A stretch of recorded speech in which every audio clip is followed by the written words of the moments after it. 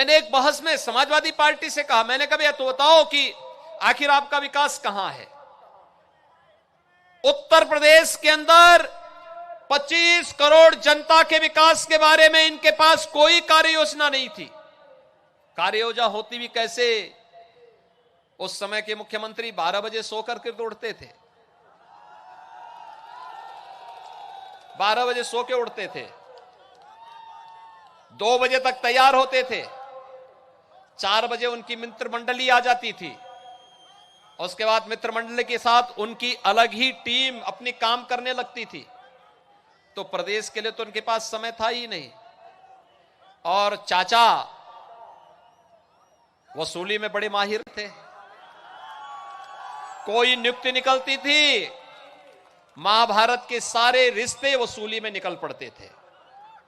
भाइयों बहनों, आपने देखा होगा ये चाचा भतीजों का, ये महाभारत के जितने रिश्ते थे ना, अगर कहीं आपको देखना है तो मुझे लगता है कि महाभारत के सारे रिश्ते समाजवादी पार्टी परिवार के अंदर देखने को मिल जाएगा।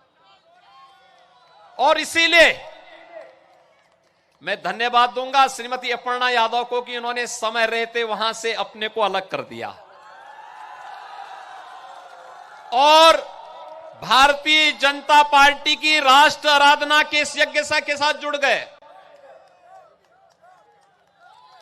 और इस राष्ट्र आराधना के अभियान के साथ जुड़ करके जनता जनार्दन की सेवा के लिए उन्होंने अपने आप को समर्पित किया। आज वे मंच पर भी आई हैं और इसलिए हमें समझना होगा कि भाइयों बहनों, पिछली सरकारों में विकास का कोई विजन नहीं था। उनके लिए जैसे हम लोग कहते हैं सबका साथ सबका विकास, तो उनके लिए क्या था? सबका साथ और केवल सैफई खानदान का विकास। नौकरी निकलती थी, नौकरी के नाम पर वसूली, हर नौकरी विवादित होती थी, नौजवान का भविष्य खराब होता था। आज उनको याद आ रहा है कि हम सरकार में आएंगे तो नौकरी दे देंगे। अरे जब थे तब क्या किया था? 86, आप याद करिए, डिप्टी कलेक्टर के 86 पद निकले थे और 86 में से 66 एक ही जाति के सब भर दिए गए थे और वह भी पैसा लेकर के। आप मुझे बताइए, जो व्यक्ति 50 लाख 60 लाख देकर के डिप्टी कलेक्टर बना होगा, भाइयों बहनों, वह जाकर के क्या जनता जनार्दन की गरीब की सेवा करेगा?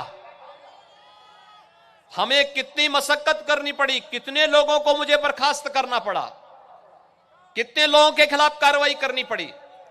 कारण साफ था, क्योंकि बेईमानी और भ्रष्टाचार फैला करके इन लोगों ने प्रदेश के नौजवानों के साथ खिलवाड़ किया था। पिछले 5 सालों में हमने पारदर्शी तरीके से नौकरी दी, सुरक्षा का एक बेहतर वातावरण दिया। आज 5 लाख सरकारी नौजवानों को हमने प्रदेश के अंदर सरकारी नौकरी दी। 1 करोड़ 61 लाख नौजवान निजी क्षेत्र में जो निवेश हुआ है, यहां नौकरी और रोजगार पाए हैं। हमने 1 डिस्ट्रिक्ट 1 प्रोडक्ट के माध्यम से प्रदेश के परंपरागत उद्यम को प्रोत्साहित किया। 60 लाख लोगों को इसमें स्वतः रोजगार के अवसर भी प्राप्त हुए। उत्तर प्रदेश का युवा भी स्मार्ट युवा बने।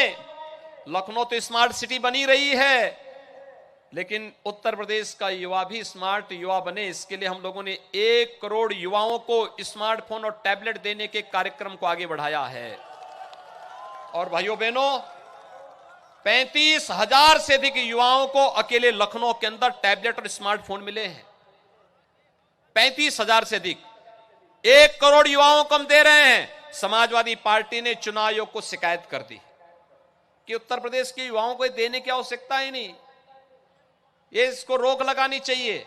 हमने कहा चिंता मत करो, अभी तो 1 करोड़ दे रहे हैं, 10 मार्च को जब आएंगे इसके बाद हम लोग उत्तर प्रदेश के 2 करोड़ युवाओं को स्मार्टफोन और टैबलेट भी देंगे। और इसका खर्चा किसी मां बाप पर नहीं आने देंगे। इसका डिजिटल एक्सेस का जितना खर्चा आएगा, यह भी सरकार वहन करेगी, किसी अभिभावक पर एक खर्चा भी नहीं आने देंगे। भाइयों बहनों, आपने यहां पर देखा होगा, वर्तमान में पूरी दुनिया कोरोना महामारी की चपेट में है। कोरोना इस सदी की सबसे बड़ी महामारी है। दुनिया के अंदर लाखों लोग मर गए हैं। देश के अंदर और प्रदेश के अंदर एक एक मौत हमारे लिए दुखद है, लेकिन महामारी महामारी होती है। इस महामारी से बचाने के लिए प्रधानमंत्री मोदी जी के नेतृत्व में हर वह संभव प्रयास किया गया जिससे प्रत्येक जीवन को बचाया जा सके। जीवन को भी और जीविका को बचाने का भी कार्यक्रम चला। आपने देखा होगा उत्तर प्रदेश के अंदर फ्री में टेस्ट, फ्री में उपचार, फ्री में वैक्सीन और सबको वैक्सीन। कितने लोगों ने वैक्सीन लगाई है? सरोजनी नगर में थोड़ा बताइए, कितने लोगों ने वैक्सीन ले ली है?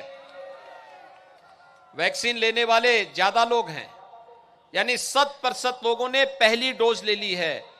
और भाइयों बहनों, दूसरी डोज लेने वाले 75% लोग हैं प्रदेश में। याद करिए, जब वैक्सीनेशन का कार्यक्रम प्रारंभ हुआ था, समाजवादी पार्टी ने विरोध किया था, कहा था कि ये तो मोदी वैक्सीन है, ये बीजेपी वैक्सीन है, नहीं लेंगे। आज आप देख रहे होंगे ये मोदी वैक्सीन और बीजेपी वैक्सीन ने थर्ड वेव को आने के पहले ही रोक दिया है। तीसरी वेव कब आई, कब चली गई, कोई पता नहीं। संकट के समय में या तो भारतीय जनता पार्टी आपके पास थी या डबल इंजन की सरकार आपकी सेवा में थी। क्या सपा बसपा कांग्रेस का कोई नेता आपके बीच में था क्या? क्या ये लोग कहीं काम कर रहे थे क्या? ये लोग तब होम क्वारंटाइन में थे। और भाइयों बहनों, इनको बताने की आवश्यकता है, जब आप संकट के समय नहीं थे तो इस समय आपकी आवश्यकता क्या है जी? कुछ और दिन क्वारंटाइन में रह जाते तो अच्छा रहता। इनको एक बार बताने की आवश्यकता है। और मैं आप सबसे अपील करने के लिए आया हूं, जो भाइयों बहनों संकट का साथी नहीं, वह सच्चा साथी नहीं, वह तो अवसरवादी है। और राजनीति में इससे अवसरवादी आते रहेंगे, जाते रहेंगे, उसकी परवाह नहीं करनी है। हम लोगों ने तो वैक्सीन भी दी, और भाइयों बहनों फ्री वैक्सीन, सबको वैक्सीन। तो डबल इंजन की सरकार है, डबल डोज राशन की भी प्रत्येक व्यक्ति को उपलब्ध करवाने का काम हुआ। 15 करोड़ गरीबों को डबल डोज राशन की भी उपलब्ध करवा रही है डबल इंजन की सरकार। भाइयों बहनों, सरकार की संवेदना विकास के लिए है, नौजवान के लिए है, किसान के लिए है, बेटियों की सुरक्षा के लिए है, व्यापारियों की सुरक्षा के लिए है, प्रत्येक नागरिक को सुरक्षा और प्रत्येक को सम्मान देने के लिए है। लेकिन सपा बसपा और कांग्रेस की संवेदना किसके साथ है? पेशेवर माफिया और अपराधियों के साथ। पेशेवर अपराधी और माफियाओं के साथ।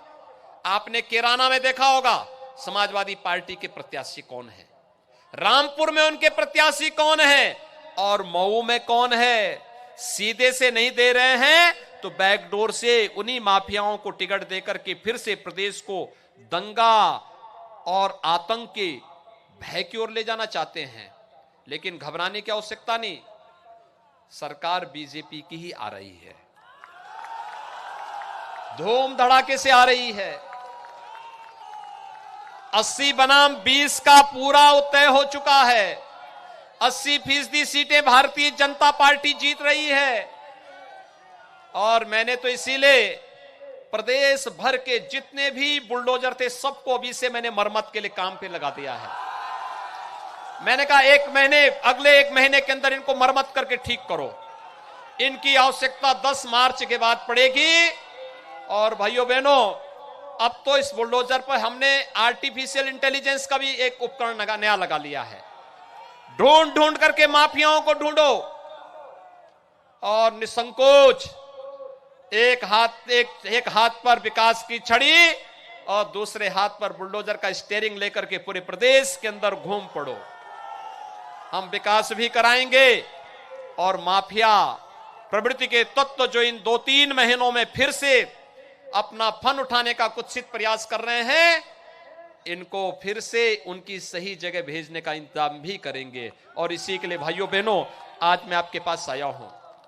सरोजनी नगर विधानसभा विकास की एक नई प्रक्रिया के साथ जुड़ रहा है, और ये नई प्रक्रिया है जिसमें भाइयों बहनों हम लोगों ने यहां पर एसजीपीजीआई के पुनरुद्धार की कार्रवाई कर रहे हैं।